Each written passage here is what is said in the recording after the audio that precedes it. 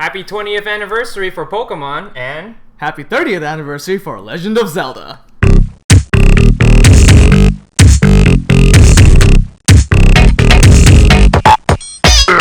Welcome back to another episode of hitESC with Jason and Raw. Alright, so we've been playing a lot of video games lately, right? Yep. It's basically Isn't that all we do? It's a sad life. It's a pretty sad life. Hey, I love it. But let's hear about what games are you excited about? Anything new coming out? Far Cry Primal's coming out. Well, it already came out, but then for PC it's coming out on March 1st.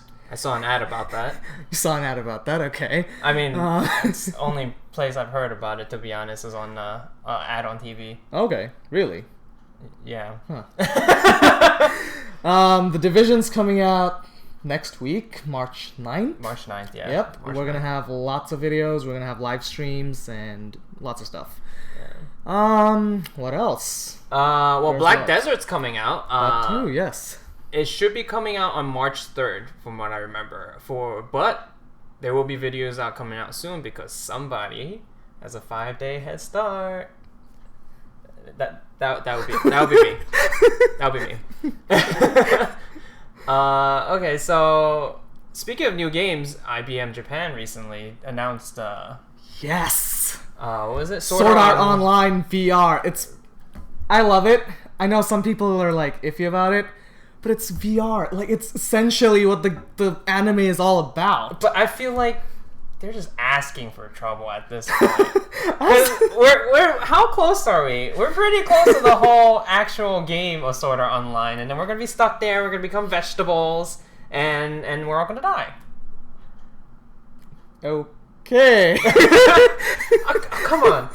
We're far from, actually being locked down. But yeah. Virtual reality has gotten so advanced. I mean, they have the round cage thing now, Yes, where you can actually interact in the game. Yeah. But, I mean, isn't that pretty close to what they were trying to do? Obviously, we're not intercepting brain signals. Well, I don't know if you saw the anime, but like in the anime, Yeah. they're just laying down on their beds. They're not really moving. I know, but that's because it's intercepting brain to their signals. neural network. I don't know, to their... Yeah. I never took But I mean, think about it. We're already this close. We're moving, we're walking, and everything we're doing is getting translated into... Sure, it's wonky if you look at all the Oculus Rift gameplays. A lot of them are wonky, especially since a lot of like coders are brand new to coding virtual reality at this point. Still new. You have arms that are dislocated and they're just flying in front. Like did you see the motion track with the hand? Yeah. And it basically follows your hand? Yeah. It is the funniest thing ever. It looks great on the ad. It works well. And then floating hands. And the hands just fly everywhere. It'll get fixed eventually. Like I can't. I like yeah. Eventually, I mean we've gotten to virtual reality. Yeah. What was it? Exactly. The Virtual Boy? That was like the first virtual reality thing, the one that hurt everyone's eyes and whatnot, and that's why no one used it. Yeah. And we've been getting a small taste with the Google Cardboard. It's not really that. Did you see the Samsung one? Yes. The one for the phone. Yeah. I tried it at a store. It's amazing. Oh. I mean, it was just an image, but you can look around, and it looked really cool. And plus it was shot from a guy that was like falling off a helicopter. Oh wow! So you can look up and see a helicopter, look down as water. It's amazing. Nice. It hurts my eyes. It definitely does hurt my eyes. Yeah, that's one of the things. Like, whole motion sickness is gonna be big for virtual reality. Motion sickness is big in general with today's graphics. Yeah. Well, something that caused me motion sickness was Titanfall. Like I was able to running. No, I was able to my computer's pretty okay, It's not great. Way to be humble. It's okay. It's average. It's an average Okay. computers. But for Titanfall, I was able to play it ultra settings. Wow. And I couldn't handle it. Like I generally don't have motion sickness, but that is the one game I could not handle. Well, I mean, it was one of the most action-paced FPSs for its time, at least. Yeah. Now they have other games that And Titanfall 2 is in the horizon too. Titanfall 2. I mean, I just feel like this is gonna be another Call of Duty. It's just gonna be a copy of the old one with new things added to it. I don't know. They announced a TV spin-off for Titanfall 2. Lionsgate's gonna do it. Doesn't mean it's gonna be a better game. I don't know. If you're going that deep into it, I mean, we have so many. That just means they have a big budget to make a crappy game. And we've seen a lot of huge budget crappy games. Evolve, I'm looking at you. Oh, it was great though when we were at PAX East. Yeah, I know. It was great. It was great. That's why I came home, pre-ordered it. It came out, played for 2 hours, and it just was the same. And that was it. thing. It was just 2 hours of gameplay. And everything's just tied into a DLC. You want a new character. It's like getting a mobile game. It's like you want more gems. Only it's a $60 mobile game. Before the DLCs. DLCs. Before the DLCs. So, you know. I don't know. I was rooting for that game, so. But speaking of like TV shows coming out for video games, it's actually happening pretty often nowadays. Yes, it's very common now. I mean, in earlier years of like YouTubers making video game spin-offs of real life in real life. Yeah, it's like live action, just like live action, 3 minutes, 4 minutes, and it used to 10 be, minutes. It used to be such a big thing. Everyone was like, "Oh my god, I get to see my favorite characters in Freddie real life." Freddie Wong, basically. Freddie Wong, Corridor Digital. Yeah, Corridor Digital. Oh which God, is yes. also doing. Are they working on? They finished working on this little spin-off kind of thing for The Division. They call it Agent Origins. Yeah. It's available on YouTube as an episodic kind of thing. And Amazon Video as well. And it's available in its entirety in Amazon Video. Which I think is really cool. Because they were the godfathers of creating real life. I mean, well, not really. I mean, that's excluding the people who, tried their best. Yeah. And then there was Corridor Digital. Yeah. I feel like I'm plugging them now, but they're amazing. They're really good. Yeah. I mean, and their movie Sync. There was a big behind the scenes with Corridor Digital where they showed you how long it took for a simple production. Yeah. Rendering time. Oh my. And the equipment, like they use a red dragon. I think it's the red dragon. I'm not sure, but it's insane how much time and effort and money they probably put into this. Yeah. They deserve it. And they deserve everything. They deserve everything. So. Yeah. Yeah. I mean, it's being filmed. Where is it being filmed? Like it got filmed in a real prison, as well as like I think it got filmed in LA. I'm not sure, but it's made to look like New York because the Division takes place in New York, which I think is pretty cool. Yeah, I mean, there was post-apocalyptic New York. There was that game, The Third Birthday. Okay. I don't know if you ever heard of it. I have not. It's I think the third game to a trilogy. Okay. I assume that's what the third is for. Okay, you know what? Just saying. So what happened is in the game, the aliens have invaded. They have taken over the world. Well, mostly taken over New York City, and they're trying to get it back, but they don't know how. So they're like, the only way to do this is to prevent the alien invasion from even happening. So I like where this is going. What they did was they created this machine where they send this girl's... Is it a TARDIS? No, it's not a TARDIS. Okay. It doesn't even look like a TARDIS. But they send the main character's soul, or mind, I guess. Soul. Mind. I think more so the mind, into the past. Okay. And her mind basically takes over the mind of a certain person that's in the time frame and area that they want to be in. Interesting. So basically what she does is her mind goes into, like, let's say, for example, the mind of a soldier that's fighting and tries to change the tide of battle during that event to try to win the battle. Okay. And what you can do is if your host is dying, you can switch to another host. That's what I was going to ask next, but okay. Yeah, you can switch to another host. And what happened is they'll keep throwing you back to change the events of time. Okay. So that it fixes what's happening in the present day. Huh. And crazy. What is really cool about it is a lot of the events that occur happen in big New York City areas. Wow. Like there's one where it's an alien crash and it crashes straight in the middle of Grand Central.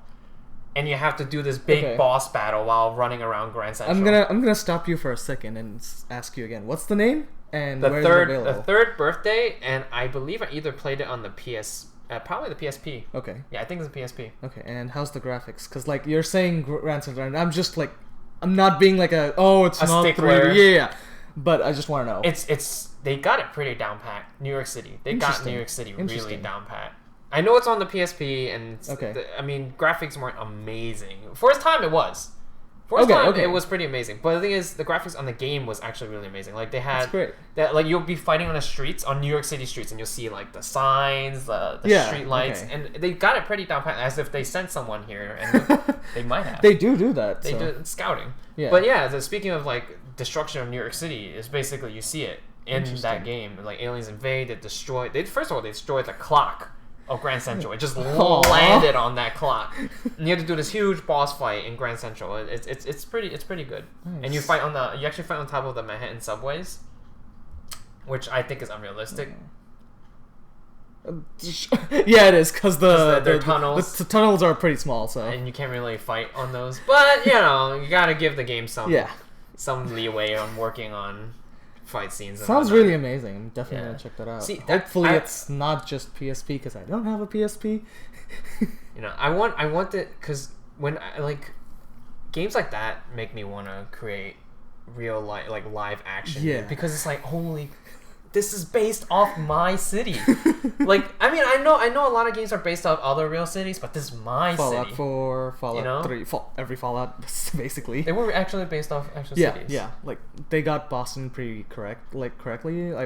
From what I heard. I've been to Boston only for, like, PAX East. Yeah, we go to Boston for PAX. Unfortunately, I'm not going this year. I mean, it's you'll be there to cover it. I'll be there to cover it, and there'll be footage from PAX East. Yes. So the thing is, like, the live action videos have always amazed me, especially the first person videos. I tried to do my own. I suck at it, but now I have a GoPro and I can attach it to my chest. And I can we should do that for hitESC. That'd be pretty cool, like our own little. I mean, definitely, we're a very small team. I don't think we can get the team of After two? Effects. A team of 4. But yeah. But I mean, but then there's this big hit motion picture now coming out, which is all first person. I know it, and you love it. I mean, why do you think I love it? Tell everyone what it is. Hardcore Henry. I'm gonna go watch it. I don't care what anyone says. Like, sure, it looks stupid because it just looks like any other first person. I mean, but it's just this big budget first person action movie thriller thing. I see where you're coming from, but see, this is where I would actually prefer that it was Call of Duty as opposed to something like Hardcore Henry. Like, the name itself kind of puts me off, but I am not like... he's Henry, and he's hardcore. You know which other Henry's hardcore? Firewatch is Henry. I know, I have to bring in Firewatch. I'm talking about the movie right now. I know. But yeah, he just looks so cool, and it's what I've always wanted to do with a really big budget. I guess, yeah. I mean, no, I totally understand that. Like, that's I would I'm love excited to do about something it, like least, that as well. But I don't know. I mean, I will be happy to be proven wrong. That's the thing. Not gonna lie to you, I don't have huge hopes for that movie, but I'm gonna watch it anyways. Okay. I'm gonna watch it anyways. That's respect. I mean, come on. There's billions of people that have played Asura's Wrath. It's basically the same thing, only you're pressing buttons every QTE so often. events everywhere. It's just quick time events. What was everywhere. the other one? The Rome game for Xbox One and PC. Rome? Yeah. It was all QTE and stuff. No. So quick time events, basically. Yeah. I mean, what do you think of quick time event games? Asura's Wrath was amazing, but I'm not gonna say it's an amazing game. Okay. It was an amazing movie. Okay. You literally didn't do anything but quick time events. Okay. I don't know. I paid $6 for a movie. I don't know how I feel about that. You know. Some people are saying the same. I mean, there was Shenmue. Have you ever played Shenmue? Yes. Shenmue had amazing quick time events. Yes. Amazing quick time events, and then they had battles, they had storyline, they had free roaming, they had everything. And like the NPCs also had like routines. Yeah, they were scheduled for stuff. Like, you could interact with all the NPCs. I see. This is where it's so weird. Like, there are some high budget games where it's like you could have added this other thing to make it so great. Like NPCs that have their own schedules, like they will get up, go for breakfast, you know. Animal Crossing has that. Exactly. Only it's not a high-paced action story-based game. It's a game for people who like to live a second life, I guess. Okay. You tread that carefully. Yeah. What, you don't like Animal Crossing? Oh no, I love Animal Crossing. All right. I mean, I just feel like it's casual. It's not casual at all. You try collecting every single furniture available, and then come back and tell us what's casual. Pokemon? Pokemon for furniture? Okay, well, since we just jumped into Pokemon, yeah, it is the 20th anniversary. 20th anniversary. I'm wearing my Pikachu shirt. I have my Pikachu amiibo here, which I really love, and I love all the iterations that people do to it, like all the modifications and everything. They're just so good. It's kind of creepy sometimes. I know. Especially the zombie one. Yeah, zombie Pikachu. But there's 2 new Pokemon games coming out soon. It's Gen 7, completely new. Was it S&M?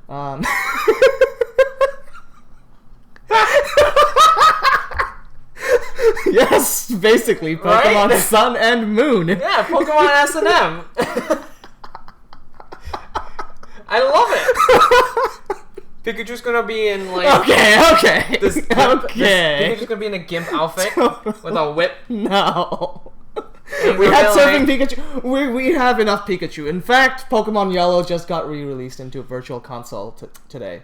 It sounds like today being sounds what is like, today? February 27th. Sounds like an amazing idea, and I loved Pokemon Yellow. But I started this whole site about it again. I like Pokemon Yellow. It's just, I don't know. The only difference about it was Pikachu followed you. Yes, and that's great. That was amazing back in the days.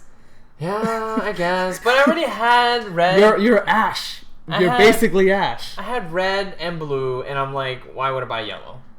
Okay, see, that makes sense if you have both of them. Because I'm like, I already have the ability to get 151 Pokemon as long as I had a link cable and another Game Boy. What's a link cable? What is this cable that you're... For our 2000 baby fans, link cables were the old way of trading Pokemon because we didn't have the technology to do it wirelessly. You took your Game Boy? And your friend's Game Boy. Here's a Game Boy. Here's another Game Boy. And then here's the wire that connects both of them together. It actually kind of looks like this. Yeah. It actually kind of looks like this wire. Mine was green though. And then it connected from here to there. But now you can trade through Wi-Fi, you can trade... Wi-Fi, yeah. Basically, like... anything and I love it. Like, as a kid, I didn't know a lot of people who had Game Boys and Pokemon. Yeah. So, the fact that I can do this now is amazing. It's just, back then, link cables were a hassle. You had to bring it everywhere. I had a bag. Hassle? I do it with my Nintendo. I had a little pouch, like a messenger pouch with my Game Boy, my link cable, and you basically games. Looked like Red.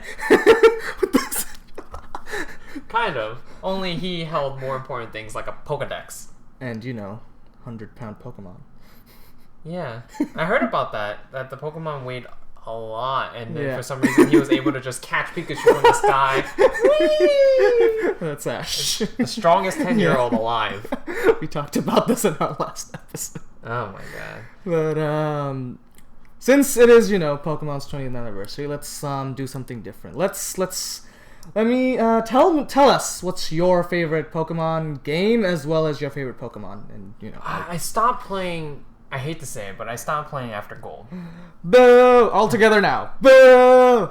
Okay. I stopped playing after Gold mostly because I just didn't get a 3DS. A regular DS rather. And that's when they started porting to. I mean, they had Gold. I mean, they had Sapphire, Ruby, Leaf Green. But I didn't have the money for it. And then by the time I did, it was already DS, the DS versions. So technically, I didn't get back into Pokemon until Pokemon X and Y. I think I have Y and Danny has X. And it's advanced so much. Coming from someone who's played Pokemon Gold last and then moved on to X and Y. Yeah, that must have been like, whoa. But Gold was... I love Gold. you know, I had so much fun. I spent so many hours on it. Gold was awesome. So I would have to say, yeah, Pokemon Gold is my favorite Pokemon game. Yes. And what are you talking about? Favorite Pokemon? Yeah. Out of like all the 720, 700 something, I I'm think sorry. 720 something. Yeah. Yeah, that's hard. I know. That's a lot That's of why I Pokemon. brought up the question. There's like, Although I do have my answer already. like your top favorite, like your first thing. my first Yeah, would yeah. have to be well, in Gold I got Okay. Feraligatr. Okay. So I gotta put Feraligatr somewhere in that list. Definitely not my favorite. Okay. But just Feraligatr. I love Blaziken's design, so Blaziken, Greninja. Okay. But you know, if we're not talking about starters, Okay. since I just No, listed, we can have starters. We can have. no, but everything. I'm We saying can I even just have listed 3 legendaries. starters. So I mean, like, if we're talking if we're talking about other Pokemon besides the starters, I would have to say Metagross. Nice. I was not expecting that. Yeah, Cool. he just looks really cool. Because the thing is that Metagross came out after I stopped playing Pokemon. Okay. Yeah. So I don't know what Really? I don't know how Metagross is. Sapphire came out. I didn't play Sapphire. All right. I'm sorry. like there's a lot of Pokemon I like purely on design, and Okay. Metagross is one of them. Okay. Well, I didn't get to play the game, so I had to base it off design. No, I understand it. Metagross. I mean, what's the Pokemon? Zigzagoon. Oh, okay. No, not Zigzagoon. Lanoon? No, not Zigzagoon. Okay. The one that hates the Viper. Uh, Zangoose. Oh, okay. Yes. Zangoose. Yes. I liked him from the show. Okay. I like Zangoose from the show and Mawile Yes. because of the design. Okay. Nice. Again. Nice. Also, no, I think Mawile because of Pokemon DX, was it? The one on the GameCube. XD. XD? Yeah. On the GameCube. With And- Lugia? Yeah, with Dark Lugia, sorry. Dark Lugia. And Yeah. I caught a Mawile, and it was just the most powerful thing I had. So I had Mawile and Umbreon. I really wanted to play XD, but then I always thought it was funny because, haha, XD. extra dimension, I think that's what it was. I don't remember. That's what the It was just Pokemon Coliseum on steroids. Pokemon Colosseum was awesome. Yeah. So what about you? Favorite Pokemon game and favorite Pokemon? Pokemon game favorite. Okay, let me get back to the game. Let me start with what's my favorite Pokemon, which is Charizard. I love Charizard to death. Like, that's my number 1. Okay. So that's why I kind of said, no, we can include starters so that I can say mine as well. But yeah, Charizard's awesome. I don't know. I've always loved it ever since, like, the first game. I like Charmeleon. Because Charmeleon I looks never really cool. liked Charmeleon. That's because he was a dick in the show. Yeah, I guess. I think that's why. I mean, but Charizard was also an ass in the show, but he came. But then- he came too. He came to amazing. He saved Ash from Entei. Yeah. That battle between Entei and Yeah. Ash. Was that Pokemon 2000? Was it? Yeah. I forgot which movie Yeah, it it's was. 2000, yeah. But yeah, it was amazing. He came through.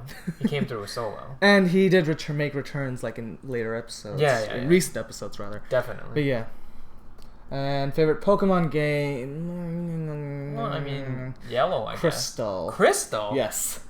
Wait, why Crystal? Like I said, on last episode, I said that I spent days just writing down the cheat codes for Crystal.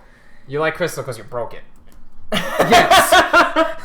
But simply because of the fact that I put so much time into it, like, I love it. I have fun. So the same memories reason from it. why I like Gold. Essentially. Same reason why I like Gold. Yeah. Okay.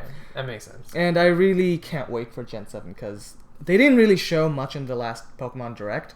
Just like glimpses here and there. But it looks nice. It looks very different. That's all that's important, right? So, yeah. I mean, visuals is what get us to buy games. Hey, no. Okay, no. But Most of us. Most of us. Okay. It's like, oh, that game looks so cool. The Last of Us. No, I'm kidding. That was a really good looking game too. That was great. A really sad game. Yeah. Speaking of anniversaries though, Legend of Zelda 30th anniversary. Yes, I love another Nintendo franchise. I guess that I love. I had when I first got my GameCube, I got it with I think was it the 20th anniversary or the 10th anniversary? It was one of them, and it was the GameCube, and it came with a mashup of all the games from the past. Okay, so it's like So in one disc you have in multiple one things? disc it had multiple. I'm Zelda sensing games. a pattern over here. Your first game was 52 and 52 and 1, and now it's all No, of but them. it had the first Legend of well, it had Zelda, Okay. and then it had the Legend of Zelda. Uh huh. I think it had Zelda 2. Which one was the one where it was a 2D platformer Zelda, where he swung on vines and stuff like that? I don't remember, but I know what you're talking about. It had that one? Yeah. Oh, nice. It had the 8-bit Zelda, Yes. and then it had The first Zelda. yeah, it had Ocarina of Time. Uh-huh. It had Mask of Majora. Majora's Mask. Mask of Majora. Massive Majora. No, Majora's Mask. Because that's how you would say it in Spanish. Yes. Majora's Mask would be Yeah. Mask de Yeah. Majora. Or something like that. I don't know. I don't know Spanish. So Majora's Mask and a trial of Wind Waker. Because Wind Waker just came out for GameCube, so they couldn't really give me the game. So I played a lot of Majora's Mask, a lot of Ocarina of Time, mostly Majora's Mask, because it is one of my favorite. It's the hardest game too. Well, yeah. It's one of the creepiest games. Like, I played a lot of that, and I gotta say, that's one of my favorite Legend of Zelda games. So Majora's Mask. So you still started pretty earlier than I did, I think, because my first Legend of Zelda game was Ocarina of Time, and that's because, and shout out to my friend Manar, that's because he introduced it to me. I fell in love. Ocarina of Time. So good. Okay, Ocarina of Time was amazing. It was storyline wise. wise, Ocarina of Time really kills it because of like the back and forth, young Link, old Link, you know. And it was IGN's first, like, they rated 10 out of 10, like their first 10 out of 10 game. But, you know, Majora's Mask, I spent so much time on it, and so much time dying in it. Because, let's be honest here, those games were hard. Oh, yeah. Games were so much harder back then. Oh, yeah. Now they just feed you cookies. Some of them still, yeah. I mean, a lot of them. I mean, yeah. Like, I mean, if you talk about Dark Souls, that's a whole different topic, you know. The Dark Souls series. One of our viewers Bloodborne. actually wants us to play Dark Souls. Wants to watch me play Dark Souls? I don't know whom, but I it suck, is requested. so they might want to watch me play. I think Dark it'll be Souls. fun, yeah, if you I do that. suck at Dark Souls. Plus, suck. Yeah, we have a new series in hitESC as well called Making a Gamer. I made a parody of the name Making a Murderer. We're gonna get sued. No. Like, just because, you know, Call of Duty exists doesn't mean, you know, the game Call of Cthulhu doesn't exist. Cthulhu? I'm sorry. Cthulhu, yeah. Call of Cthulhu. Yeah. Cthulhu. Sounds like a snack. Cthulhu. Can I get a Cthulhu, please? I don't know. Anyway, so Making a Gamer, what is this? So, Making a Gamer, I got the idea, you know, while sitting around in my house. The series is going to be where we bring someone who's not a gamer, who usually doesn't play or know as much as we do, or like, who doesn't play games as much as we do at least, and bring them into the world of gaming. You know, show them, like, get them to play an RPG, get them to play these other games, and kind of guide them as well. We should get someone who doesn't play video games to play League of Legends. See, yeah. See, that's what I was going with this. So I feel like if we get someone who's not a gamer and then, you know, like, get them used to gaming and then put them into Dark Souls, I want to see their reaction. Throw them into Dark Souls. Yeah. No, I'm just saying, someone who's never played video games and just throw they're them into they're not gonna like video games after that. They're gonna be like, if video games are like this, I don't wanna. Well, they're not gonna like video games if I throw them into League of Legends either. Because then they might still like it, because if you put them in a bot match with, like, in level 1, they'll still. That's not happening. I'm gonna throw them into a normal and watch them rage against the people who rage on them. The assault level is gonna be so high. I mean, come on. I played League of Legends for 3 years, and my assault level is still pretty high. I could, like, oh, really? I could assault the streets when it's snowing. No, you can't be mad at that thing. I know. How can you guys get mad in a game that has this? Oh, trust me. I'm saying that, but then I was in that same boat as well. Oh, trust me. I'm usually not a rager. I'm a pretty calm guy, but the League of Legends community is just, it's not the happiest of people. That's true. But I've reported a couple of people. But there's a reason why I still play the game, because it's a drug. No, it is a great game. It's very strategic, and I just wish, like I've played with people who don't rage at every step you take. And it's fun. It's It's a game you play with your friends and make fun of the people that rage. And then you play by yourself and you're like, I can see why he cursed out my mom.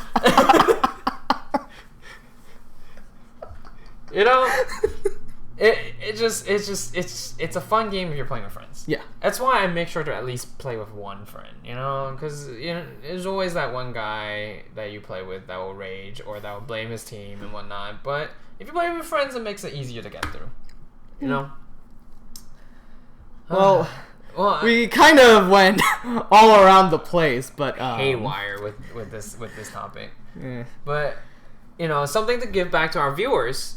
Our early supporters, viewers. What future is it? Our supporters. 23 subscribers. Hey, we have 31. We're at 31 now? Yeah. Last time I checked it was 23. But to our 31 subscribers, excluding me, you, and our parents.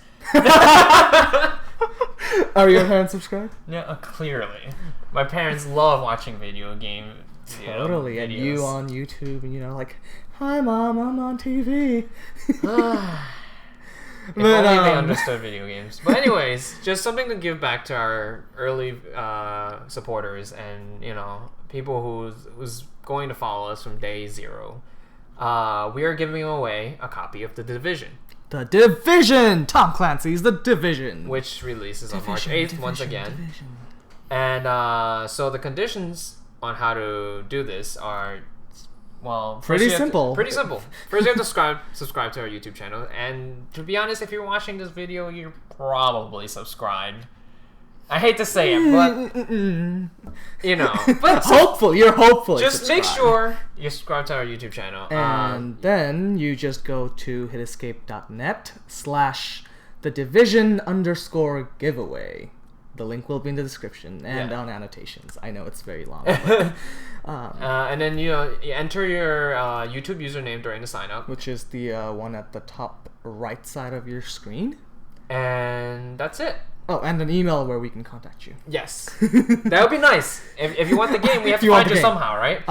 The Division will be giving away on any platform, so you can pick your platform. Even if you want Xbox 360, we'll try to give you one. I'm kidding. Any platform that it's available on, we'll, let you pick. Well, obviously, if it's on, we can't give it to them on PS1. Yes, except for for PS1. Any platform that's supported by the game. Yes. Or supports the game, rather, not supported by the game. Yeah. And the contest winner will be picked on March 10th. 11th. 11th? March 11th. Sorry. Yes. March 11th, we'll contact you via email, and then we'll sort things out, which platform you want, if you want it digitally or physically, we'll ship it to you if you want it physically. And if you do want it physically, I guess we'll have to limit it to US and Canada for now. Yeah, or at least South America. Unfortunately, we don't have... We do want to do that, but... we want to reach a worldwide viewer, more worldwide viewers, but at this state, we should just stick to US and Canada. Yeah, there's also the whole issue with There will be a lot of ratings. giveaways soon. We're just going to try to make it as digital as possible. Yeah. Speaking of subscribing to things, we also have a Twitch channel up now. Yes. Under... hitEScape_gaming. Get it out, Sonny! Twitch.tv/hitEScape_gaming. Where we'll be live streaming different video games. I'm probably going to be on there live streaming Black Desert. Yes. Starting tomorrow. Starting tomorrow. And sometimes... Well, actually, no, it wouldn't be tomorrow, because by the time our viewers view this... Oh, that'll be yesterday. Yeah, but I'll definitely be streaming. We won't have a set streaming schedule just yet, but once we get that up and going, we'll let you guys know, and we'll post it up on our website, as well as probably the descriptions in our Twitch and YouTube channel. But definitely follow us and subscribe, because the more you subscribe, the more you follow us. That means that there's, demand or at least interest for more. So we'll start doing more as we see. You can also email us. Oh, sorry for cutting you off. That's okay. Don't worry. You can also email us or hit us up on any of those different things to let us know what you want to see, what game you want us to play. Far Cry Primal is coming up. Yeah, Far Cry Primal is coming up. Just waiting for the PC release. Clearly, he's excited about it. Oh yes. You get to ride rhinos and have a saber. You can ride anything, and you can save them. Yeah. You have to save them. It's pretty cool. You have a saber-tooth pet. Okay. It's that attacks for you. Yeah. But anyways, so check us out on all those things. Yeah, we're also gonna have the Division gameplay. Coming up soon, right? Yes, when it releases, after release. Yeah, after release. But that's pretty much it. Thank you for joining us on this week's episode of Hit Escape. Please subscribe on YouTube, like us on Facebook, and follow us on Twitter. Links will be in the description. And remember to come back every Monday so you can hit escape.